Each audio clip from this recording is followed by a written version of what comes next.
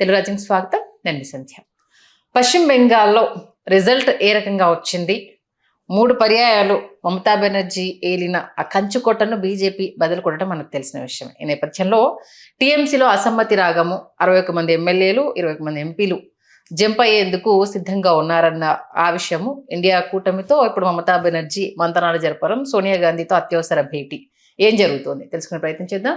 Senior political analyst KS Prasad గారు మనతో ఉన్నారు. ఆయన మాటలు. ప్రసాద్ గారు నమస్తే. నమస్తే అమ్మా. ఆల్మోస్ట్ ఆల్ ఎప్పుడు మీరు చెప్పేది తెలియకుండా మడతెడుతూ ఉంటే మిగతా పార్టీలు తెలుసుకోలేకపోవడము అనేది, ఆమెకున్న ధైర్యం కూడా వీళ్ళకి లేకపోవడం చాలా ఆశ్చర్యం అనిపించింది అని కూడా గతంలో చాలాసార్లు చెప్పారు. ఇదే మమతా బెనర్జీ ముందుగానే ఇండియా కూటమితో కొంత సఖ్యతతో ఉంటే మేబీ పరిస్థితి వచ్చేది కాదు అన్న విశ్లేషణలు కూడా మనం వినడం జరిగింది. ఏకీభవిస్తారా? నేను ఏకీభవించను. ఎందుకంటే బొరతకు ఎందుకు పనికిరాని ససవలో ఉన్నారు కాంగ్రెస్లో మొదట గ్రహించిన వ్యక్తి మమతా బెనర్జీ. ఓకే, ఈ సన్నాస్ గాలితో ఏమీ కాదని రియలైజ్ అయిన మొదటి వ్యక్తి మళ్ళీ మమతా బెనర్జీ. ఎందుకంటే నీకు ఒకటే గుర్తుంచుకో, వీళ్ళు ఎంత బుద్ధి లేని వాళ్ళంటే, వెనకటికి మనకి ఊర్లో చెప్తూ ఉంటారు సామెత, పెరటతో పెంకెట్టుకుని అడుక్కుండా ఉండండి. ఇవాళ తమిళనాడు ఎత్తుపోయింది, ఏదో ఆయన జాలి దయ కనికారంతో అక్కడ తగలడ్డారు పేరుకు మాత్రమే. అక్కడ కేరళ బ్రహ్మాండమైన కమ్యూనిస్ట్ పార్టీని తగలబెట్టుకున్నారు. వెస్ట్ బెంగాల్ కేవలం బీజేపీకి సహకరించడానికి మాత్రమే వెళ్ళారు. ఇవాళ వెళ్ళి సోనియా గాంధీ కూర్చుని ఆ వచ్చిరాని హిందీ భాషలోనూ అట్లా ఏం మాడుతుందో ఆ దేవుడికే తెలియాలి. వాళ్ళకి ఏంటి తెలియదమ్మా. ఫస్ట్ థింగ్, ఈ అవకాశం ఉన్నప్పుడు వాడుకోని తనని ఆ రాహుల్ గాంధీని తచ్చిలో చేశారు. ఇవాళ ఆయనకి సేవ వచ్చే టైంకి మా రేవంత్ అని చెప్పేదాకా ఆయనకి దిక్కే లేదు. వాళ్ళు ఎప్పుడు మా రాజశేఖర సార్ గారిని చెప్తున్నారు మా భారత ప్రధాని అవ్వాలని. అప్పటికి కూడా ఇంగిత జ్ఞానం లేదు. ఇప్పటికీ ఇంకా తప్పక ఆబ్లిగేషన్ ఒప్పుకున్నట్టుగా నటిస్తుండు. ఇప్పుడు పూర్తిగా చేతులు కాలిపోయి అడుక్కు తినిపోయారు. నీకు ఎప్పుడైతే నీకు మమతా బెనర్జీ అనే ఒక టాల్ పర్సనాలిటీ కొట్టగలదు, ఎదుర్కోగలదు, ఢీ కొడుతుంది, బీజేపీని ఢీ కొడుతున్న ఏకైక ధీరురాలని చెప్తున్నా మొదటి నుంచి. నా విశ్లేషణ ఎప్పటికి కూడా మార్పు లేదు. అలాంటి ఆవిడికి అస్త్ర సన్యాసం చేసిన భీష్ములు తయారు చేసినట్టు చేశారు ఇవాళ ఆవిడికి. ఖచ్చితంగా మీరు అన్నది పైపెచ్చు వాళ్ళు ఒక దెబ్బతో ఎన్ని పెట్టలు కొట్టారు. యువతలు చంద్రబాబు నాయుడు కూరలు బీకేశారు, ఆ నితీష్ కుమార్ గారికి మడతెట్టేశారు. అలాంటి అవకాశవాద రాజకీయాలకి స్వచ్ఛ చెప్పేశారు. నితీష్ కుమార్ గోడ మీద పిల్లి వీడికైతే ఆడికి తీడికి వీళ్ళు కోవర్ట్ కింద పెట్టుకున్న ఇవాళ ఈ దరిద్రంతోడు ఆమ్ ఆద్మీ పార్టీ వాడు వెళ్ళకపోవడం అట. పళ్ళు కొరకవలసిన వాడు కోరుచుకోవడం కాంగ్రెస్లో ఉన్నవాళ్ళు. కోవర్ట్ వాడే. ఓకే, కాంగ్రెస్ పార్టీకి కోవర్ట్ అవ్వడంటే ఆమ్ ఆద్మీ పార్టీ వాడు ఎవడో ఒప్పుకున్నా ఒప్పుకోకపోయినా పైపచ్చి అహంకారంతో మిటమిటలాడిపోయి వాళ్ళందరినీ పెట్టుకుని ఇవాళ కూర్చుని అఖిలపక్షం టైపులో కూర్చున్నారు. అందరూ పిలుచుకున్నారు, మాట్లాడేసి ఏడు చేస్తారు మీరు. వాళ్ళకి ఇవాళ వచ్చిన జవసత్వాలకి ఇవాళ అమిత్ షా స్టేట్మెంట్ చూస్తే ఏ స్టేట్లోనూ ఇంకెవరితోనూ పొత్తుకెళ్ళమా. అవతల శివసేనడికి మంటెట్టేశారు, యువతల డిఎంకేని తుక్కు రాకొట్టేశారు, ఏడీఎంకేకి ఎందుకు పనికి రాకుండా చేశారు. అక్కడ వాళ్ళు కేజ్రీవాల్ టైప్లో ఇవాళ విజయ్ని వాళ్ళే ప్రతిష్ఠించారు, ఎవడు ఒప్పుకోకపోయినా. ఈ జడ్డోళ్ళు గొంతు కోసే కషాయాన్ని నమ్ముకోవడంలో సిద్ధహస్తులు అంటే ఎర్రిపోగలేని కాంగ్రెస్ వాళ్ళు. ఇప్పుడు అన్నామలైతో మరొక అస్త్రాన్ని ప్రయోగిస్తున్నారు. అటు రజనీకాంత్ భార్యను తెర వెనుక అది టైం వేస్ట్ అమ్మా. చిచ్చి స్క్రాప్ అది తీసవతల. రజనీకాంత్ అన్న ఒక ఫేస్ ఉంటుంది కదా, ఏముండదమ్మా టైం వచ్చే అసలు టైం వేస్ట్ అది. ఓకే, ఈసారి వాళ్ళు మిషన్లు డైరెక్ట్ గా ఏడీఎంకే డిఎంకే మీద ఉన్న కడుపు మంటతో ఈ విజయ్ లేటోడికి మిషన్ల మీద డిస్కషన్ ఉందా? తమిళనాడు ఎలక్షన్లు ద్రవిడ పార్టీలు మొనాటమీ బ్రేక్ అయింది. వాళ్ళిద్దరూ మూసుకుని కరుణ చచ్చిపోయి జైలు చచ్చిపోయింది. మనకెందుకు అహంకారాలు అనుకుంటే శాసించే స్థాయి వాళ్ళిద్దరిది ఎక్కడ. అవును, ఆ పళనిస్వామికి నీ తెలివితేటలకి అంత సీన్ లేదని చెప్పి స్టాలిన్ గట్టిగా నిలబడితే కలిసిపోయి పార్టీయే అధికారం. తెలివి తక్కువతోనే ఇంకా కాంగ్రెస్ ఏర్పడ్డ బీజేపీ అంటే దేవుళ్ళు ఆడకుండా వాళ్ళ స్వతంత్ర ప్రతిపత్తిని ద్రవిడ పార్టీలు నిలబెట్టుకుంటే ఎవడు లేడు అక్కడ. అలాంటి దగ్గర ఆ మొనాటమీని బ్రేక్ చేస్తున్నాడు, వెనకత నుంచి చేస్తున్న సైంధవ రాజకీయాలు బీజేపీ చేస్తుందని ఈ రోజుకి గ్రహించకుండా ఎవరికి ఉపయోగపడిన వాళ్ళందరినీ కూర్చోబెట్టి అందులో వాళ్ళ ములాయం సింగ్ యాదవ్ గారు అబ్బాయి ఒకటే పనికొచ్చినాడు, అఖిలేష్ యాదవ్. ఇవాళ ఇక గుడ్లో మెల్లన్నట్టు ఆ మమతా బెనర్జీని కూర్చోబెట్టుకున్నాడు. ఎందుకు ఆవిడకి మొత్తం జవసత్వాలని తీసేసిన తర్వాత పార్టీ తను పట్టులో ఉన్నప్పుడు పట్టుకుంటుంటే వేరేలా ఉండేది. బయట ఎలా ఉంటుందమ్మా? ఇవాళ సగం చెడగొట్టింది ఆ ఎస్ఐఆర్ అయితే మిగిలిన దరిద్రం అంతా ఈ కాంగ్రెస్ ఎవరికి ఉపయోగపడిన కమ్యూనిస్ట్ పార్టీలు వెళ్ళి అక్కడ తగలడ్డారు. ఇప్పుడు టీఎంసీ ఉనికి కూడా ప్రశ్నార్థకమైన రోజుల్లో లేదు ఇంకా ఎందుకంటే తనకు వారసులు ఎవరు లేకపోవడం. మా ఉద్దవ్ థాకరే ఉన్నాడు అక్కడ ఏడు చేయడానికి పుస్తక వికారంలో నిలబడమే. కానీ ఫైటింగ్ స్పిరిట్ ని మెచ్చుకోవచ్చు. అని ఐఎమ్ నాట్ డినైయింగ్ హియర్. ఇప్పుడు నీకు అంటుంది ఏంటంటే Seriously. ఆవిడ దగ్గర ఉన్న శక్తియుక్తులన్నింటినీ నిర్వీర్యం చేసేసిన తర్వాత ఏం లాభం అంటాను. ఇప్పుడు ఉపయోగం ఇప్పుడు ఒక స్ట్రాంగెస్ట్ అపోజిషన్ కింద ఉంది 80 సీట్లతో అనుకుందాం. అక్కడ దాన్ని నిర్వీర్యం చేసేసారు. ఇప్పుడు పార్లమెంట్లో ఆవిడ గెలిచిన పార్లమెంట్ స్థానాలు లాగేసుకున్నారు. ఇప్పుడు బలం లేకుండా అయిపోయింది కంప్లీట్ గా. ఇప్పుడు ఆమెను మీ వైపు మీరు జాగ్రత్తగా గమనిస్తే 12 స్థానాలు డిఫరెన్స్. ఇవాళ ఆ హ్యూజ్ గ్యాప్ ఎంత పెంచేశారు, డబుల్ అయిందిగా. సో ఇవన్నీ చూస్తున్నప్పుడు ఎవరు మీకు చెప్తున్నా ఐడియాలు ఇది ఎప్పుడు చేయాలి? ఇది అఖిలపక్షం నడిది. ఇవాళ మీరు నిన్న పెట్టుకున్న దిక్కుమాల meeting, west Bengal elections, Tamil Nadu elections ముందు ఒక స్ట్రాటజీ.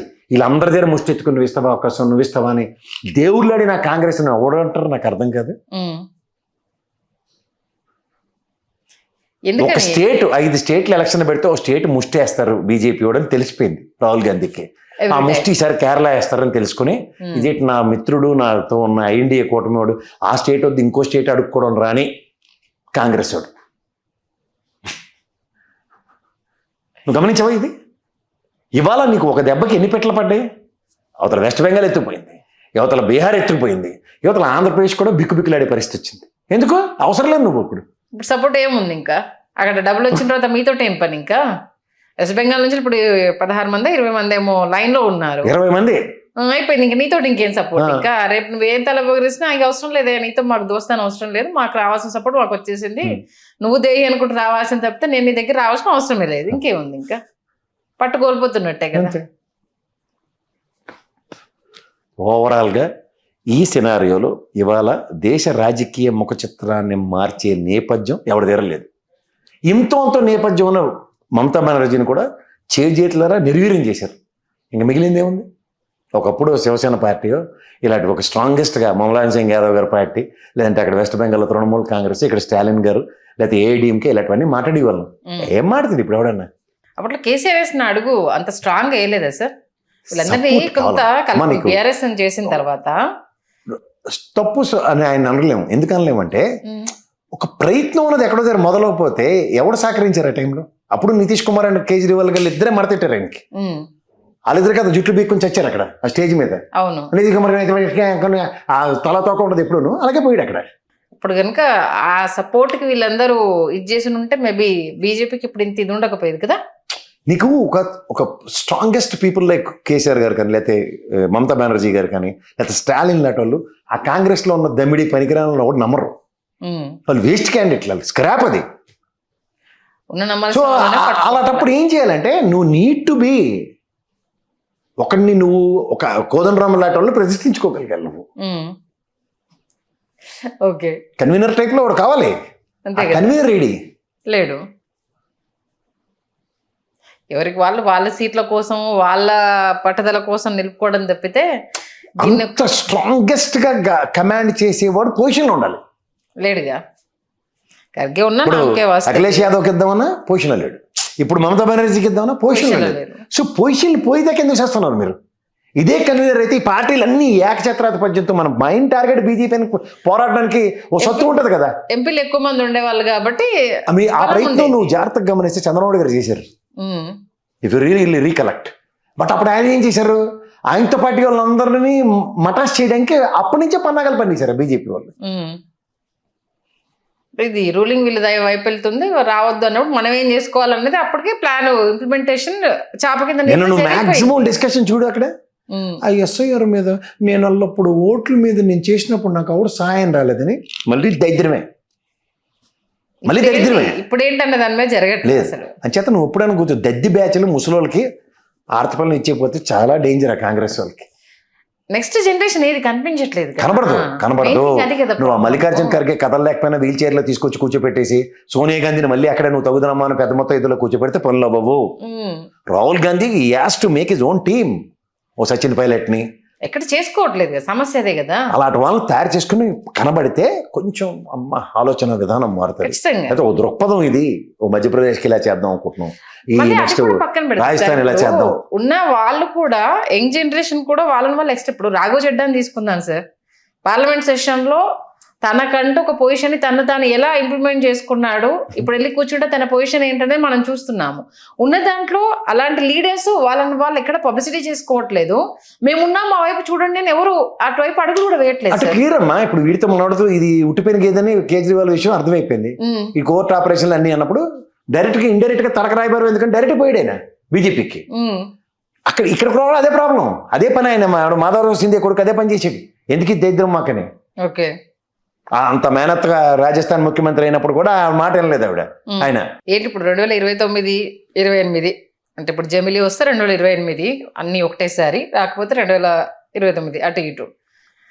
అసలు మొత్తం రాష్ట్రాల ముఖ చిత్రాలు ఎట్లా ఉంటాయని కష్టం. అంతేనా?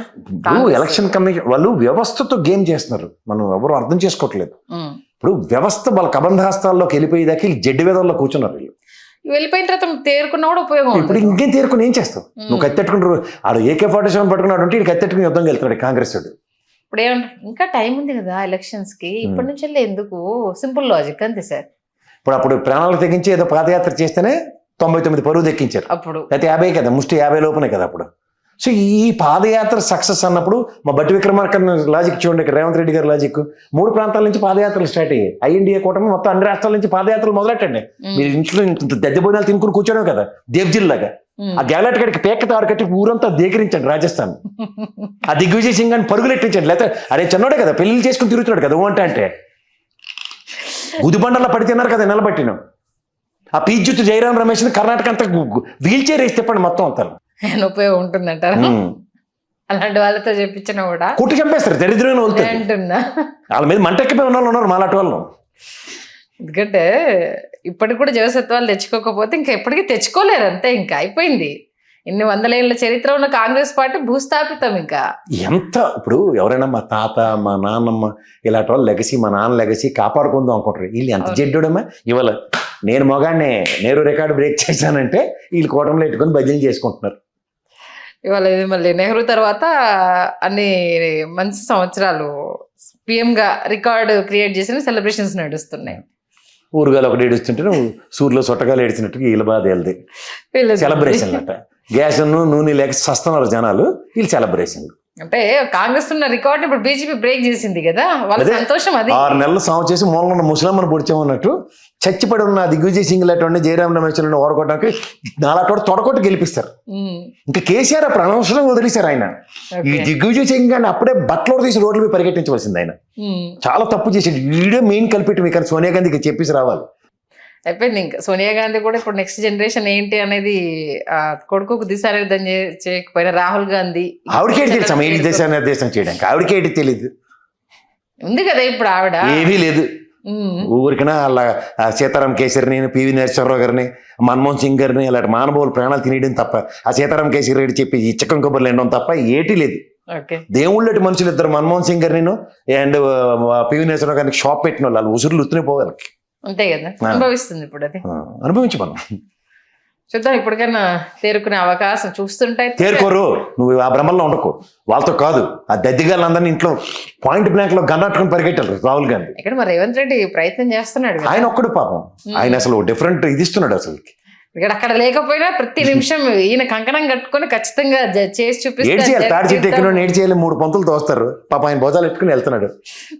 ఆ కొత్త నిన్న కాక మొన్న వచ్చిన ఆయనకే అన్ని విషయాలు మాట్లాడగలుగుతున్నాడు. వీళ్ళు దేబ్ జిల్లా పడి ఉన్నారు కదా, ఏళ్ళ దాపరించున్నారు కదా కాంగ్రెస్ కి. ఏం చచ్చారు ఎదురు పడి మాట్లాడకుండా.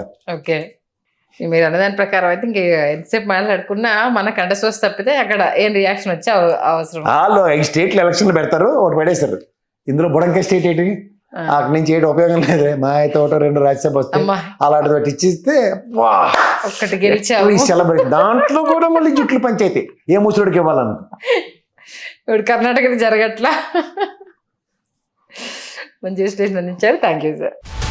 హలో, తెలుగు రాజ్యం ఛానల్ చూస్తున్నారా?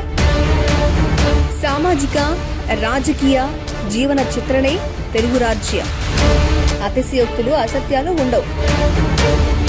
రాజకీయ కోణం కాదు, ప్రజా కోణమే కొలబద్ద. తెలుగు రాజ్యం వీక్షణ మీ ఉత్తమ అభిరుచికి నిదర్శనం.